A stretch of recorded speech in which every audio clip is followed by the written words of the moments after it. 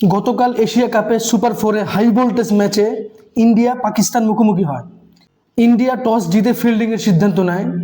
পাকিস্তান শুরুতে ভালো ব্যাটিং করে, সাহেবজাদা ফারহান চমৎকার ব্যাটিং করেন। নির্ধারিত 20 ওভারে 171 রান করতে সক্ষম হন।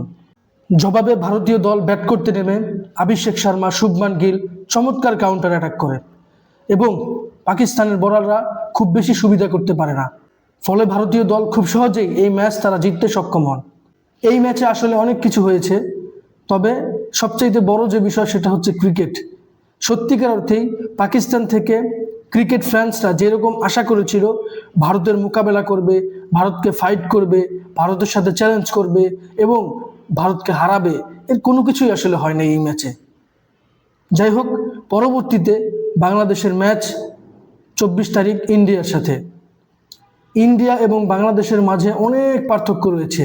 ইন্ডিয়া বর্তমানে টি-20 র্যাঙ্কিংয়ে নাম্বার 1 দল। তারা শুধু এশিয়ার চ্যাম্পিয়ন না, বরং বর্তমান চ্যাম্পিয়ন টি-20তে ইন্ডিয়া। এবং টি-20তে নাম্বার 1 ব্যাটার অভিষেক শর্মা, টি-20তে নাম্বার 1 বোলার বরুণ চক্রবর্তী, টি-20তে অলরাউন্ডার হার্দিক পান্ডিয়া এবং সব ফরম্যাট মিলিয়ে আন্তর্জাতিক ক্রিকেটে অন্যতম থ্রেড বোলার জাসপ্রীত বুমরা, তিনিও ইন্ডিয়ার। অতএব 24 তারিখে সুপার ফোরে ইন্ডিয়ার সাথে বাংলাদেশের ম্যাচটা বাংলাদেশের জন্য সত্যিকার অর্থে কঠিন হবে। তবে বাংলাদেশের হারানোর কিছু নাই। টি-20তে বাংলাদেশ ইন্ডিয়া থেকে অনেক পিছিয়ে, তারা 9 নম্বর দল। অতএব বাংলাদেশ হারানোর কিছু নাই। বাংলাদেশ যদি আত্মবিশ্বাসের সাথে এবং মনোবল শক্ত করে ব্যাটিং, বোলিং, ফিল্ডিং কোনো রকম ভুল না করে ভালো অ্যাপ্লাই করতে পারে, তাহলেই হয়তো ভারতকে টাফ টাইম দেওয়া সম্ভব।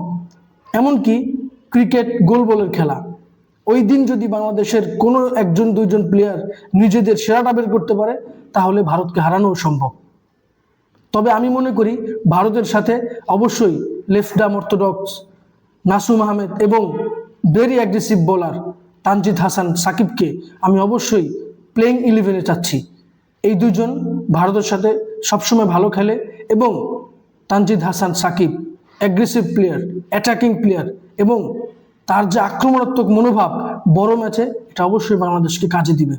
তবে ভারত পাকিস্তান রাইভেলরি সত্যিকার অর্থে এখন আর সেটা আগের মতো নেই।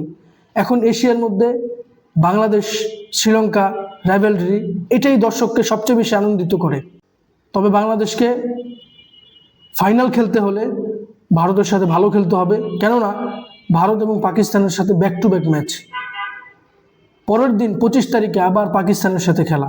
অতএব বাংলাদেশকে ভালো ক্রিকেট খেলতে হবে, সেই প্রত্যাশা আমরা রাখতেই পারি বাংলাদেশের কাছে। এই ব্যাপারে আপনাদের মতামত আমার সাথে শেয়ার করবেন। ভিডিওটি ভালো লাগলে লাইক, কমেন্ট, শেয়ার, সাবস্ক্রাইব করবেন। ধন্যবাদ।